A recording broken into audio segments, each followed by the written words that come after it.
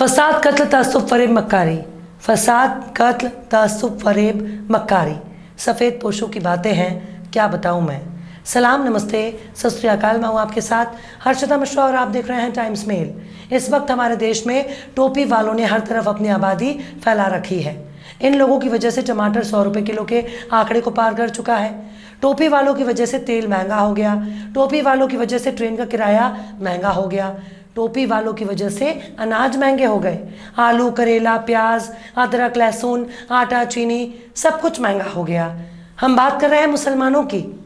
मुसलमानों की वजह से पूरा देश बदहाल हो चुका है। मुसलमानों की वजह से गैस के दाम में आग लगी हुई है। मुसलमानों की वजह से किसी को नौकरी नहीं मिल रही है। मुसलमानों की वजह से हमारे परम प्रतापी प्रधानमंत्री अपना कोई भी वादा पूरा नहीं कर पा रहे हैं। मुसलमानों की वजह से देश में बेरोजगारों की संख्या इतिहास बना चुकी है। मुसलमानों की वजह से किसानों को उनका हक नहीं मिल रहा। मुसलमानों की वजह से बड़े बड़े काम रुक चुके हैं। बड़े बड़े पुल उद्घाटन से पहले ही टूटकर बह गए। मुसलमानों की वजह से बड़ी बड़ी ट्रेनें आपस में टकरा गई। मुसलमानों की वजह से बिजली नहीं मिल रही। मुसलमानों की वजह से बारिश ठीक से नहीं हो रही। मुसलमानों की वजह से भुखमरी में इजाफा हो रहा है। मुसलमानों की वजह से खाने के लिए अनाज नहीं मिल रहा। मुसलमानों की वजह से तूफान आ रहा है। मुसलमानों की वजह से शहर के शहर तबाह हो रहे हैं। मुसलमानों की वजह से किसी की लुगाई भाग गई। मुसलमानों की वजह से किसी ने अपनी बीवी छोड़ दी। और मुसलमानों की वजह से पूरा देश अंधकार की तरफ बढ़ रहा है। जी हाँ, हमारे देश में मुर्गी के अंडा देने से लेकर भैंस के दूध नहीं देने से लेकर केवल और केवल मुसलमान जिम्मेदार है। पर इनकी चूड़ी टाइट करने के लिए बहुत जल्द ही हमारे देश में यूनिफॉर्म सिविल कोड लागू होने जा रहा है।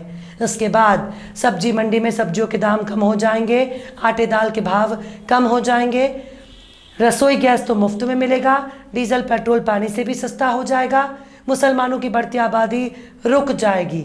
मुसलमान केवल एक ही शादी करेगा, मुसलमान को एक भी नौकरी नहीं मिलेगी।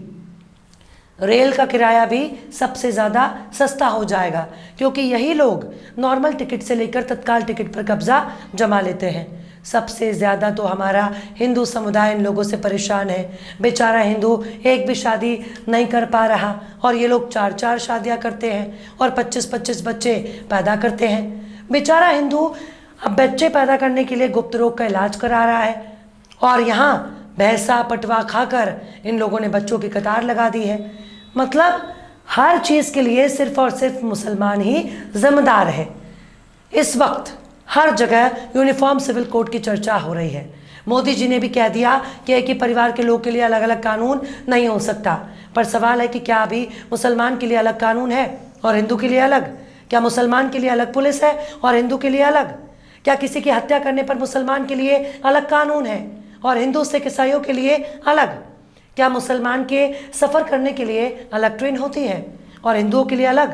क्या मुसलमानों के लिए अलग बस होती है और हिंदुओं के लिए अलग? क्या मुसलमानों के लिए अलग हवाई जहाज़ होता है और हिंदुओं के लिए अलग? क्या मुसलमानों और हिंदुओं के लिए अलग अदालत होती है? क्या मुसलमानों के लिए अलग कोर्ट कचहरी होती है? क्या मुसलमानों के लिए अलग जज होता है और हिंदुओं के लिए अलग? क्या मुसलमानों के लिए अलग जेल होती है और हिंदुओं के लिए अलग? क्या कत्ल करने पर मुसलमानों के लिए अलग कानून है और हिंदुओं के लिए अलग? क्या हिंदुओं के लिए अलग बोर्ड परीक्षा होती है और मुसलमानों के लिए अलग? क्या मुसलमानों के लिए अलग भाषा और हिंदुओं के लिए अलग? अगर सब कुछ अलग अलग है तो एक देश में 2 कानून नहीं चलने चाहिए। लेकिन अगर ये सब कुछ अलग अलग नहीं है तो फिर हमारे मोदी जी क्यों एक कानून की बात करते हैं? मोदी जी से पूछा जाना चाहिए, क्या इस देश में नागरिकों पर भारत का संविधान लागू नहीं होता? क्या इस देश के मुसलमान को शरिया कोर्ट के तहत सजा दी जाती है या फिर संवैधानिक अदालतों के जरिए? दरअसल इस तरह के सीए और एनआरसी के जरिए भाजपा ने मुसलमानों को सबक सिखाया। ठीक उसी तरह से यूसीसी के तहत मुसलमानों की चूड़ी टाइट की जाएगी। पर साहब, क्या इस देश का मसला मुसलमानों को सबक सिखाना है या फिर महंगाई, बेरोजगारी, भ्रष्टाचार, नौकरी, रोटी, कपड़ा, मकान? क्या मुद्दा है? क्या मुसलमानों के लिए रसोई गैस का सिलेंडर 500 रुपये से मिलता है और हिंदुओं के लिए 1200? क्या मुसलमानों को टमाटर 20 रुपये किलो मिलता है और हिंदुओं को 100 रुपये किलो मिलता है? यही तो सवाल है कि आखिर कौन से कानून की बात हो रही है जिसके लिए मोदी तैयारी कर रहे हैं। हम पूरे देश के लिए एक कानून लेकर आएंगे। यूसीसी का मतलब होता है यूनिफॉर्म सिविल कोड। यूनिफॉर्म का आम भाषा में मतलब होता है लिबास यानी कपड़ा। ये तो मोदी जी पूरे देश के लिए एक ही कपड़ा, एक ही लिबास तय करना चाहते हैं। उनको इसका मतलब बताना चाहिए। लेकिन अभी तक लॉ कमीशन ने यूसीसी का ड्राफ्ट तैयार नहीं किया, पर अभी से इसका रिएक्शन आने लगा है। मुसलमान समझ रहा है कि उनके बच्चों के खतने पर रोक लग जाएगी। मुसलमान समझ रहा है कि उनकी टोपी पहनने, हिजाब, नकाब, बुर्का और अबाया पर रोक लग जाएगी। मुसलमान समझ रहा है कि बकरा, भैंसा, पड़वा का गोश्त खाने को नहीं मिलेगा। मुसलमान समझ रहा है कि उसकी बिरयानी गैर कानूनी हो जाएगी। लेकिन यही तो चाहते हैं हमारे मोदी जी कि आप बस दिन रात यूसीसी के बारे में सोचते रहें।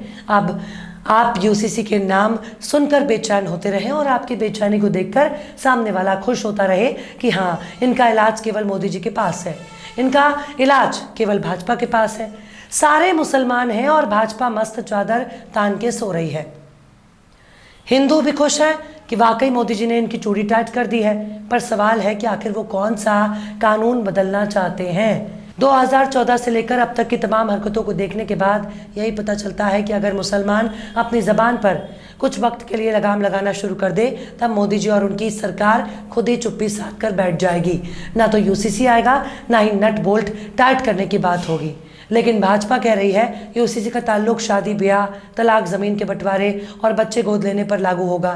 ये तो अच्छी बात है। मुसलमानों की शादी पहले ही डॉक्यूमेंटेड होती है, मतलब उनका निकाह भी कागजी होता है और तलाक भी। पर शादी ब्याह के मामले में यूसीसी बनाकर खुद मोदी सरकार बुरी तरह से फंस जाएगी।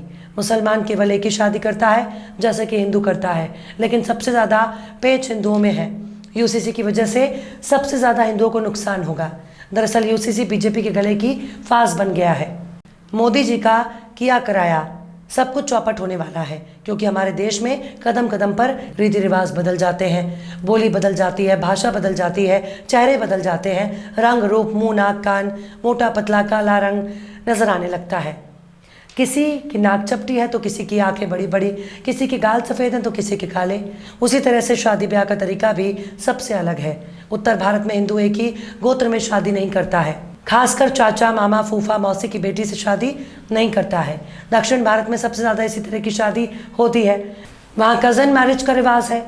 मतलब आर्यन कल्चर और द्रविड़ कल्चर में ज़मीन आसमान का फ़र्क है। उत्तर भारत में गाय की पूजा होती है, दक्षिण में गाय को हजम कर लिया जाता है। उत्तर भारत में देवी देवता अलग हैं और दक्षिण के अलग हैं। कई आदिवासी समुदाय में एक से ज़्यादा शादियां होती हैं। कई इलाकों में आदिवासी समुदाय बेटा नहीं होने पर तुरंत दूसरी शादी कर लेता है। कई आदिवासी समाज में बच्चे होने के बाद शादी की जाती है। कई समुदाय तो अपनी सगी बहन की बेटी से शादी करते हैं।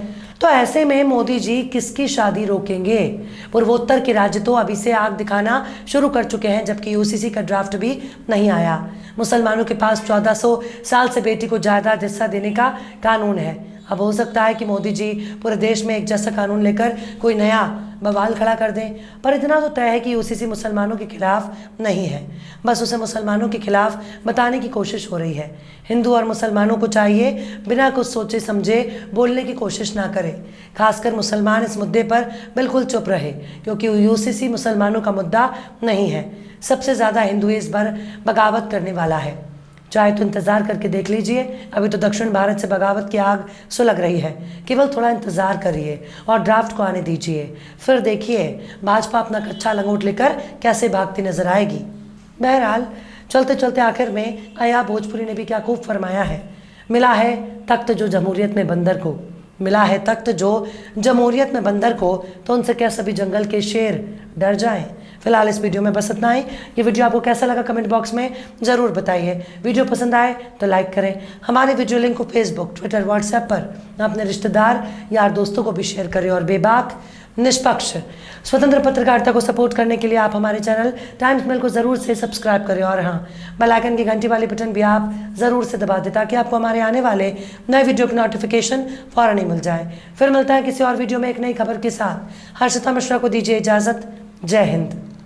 तो देख लिया आपने हमारे इस वीडियो को। हमें उम्मीद है कि आपने हमारे वीडियो को लाइक किया होगा और दूसरों को भी शेयर किया होगा। अगर अभी तक आपने हमारे चैनल टाइम्स मेल को सब्सक्राइब नहीं किया है तो जल्दी से सब्सक्राइब कर दें और बेल आइकन भी प्रेस कर दें।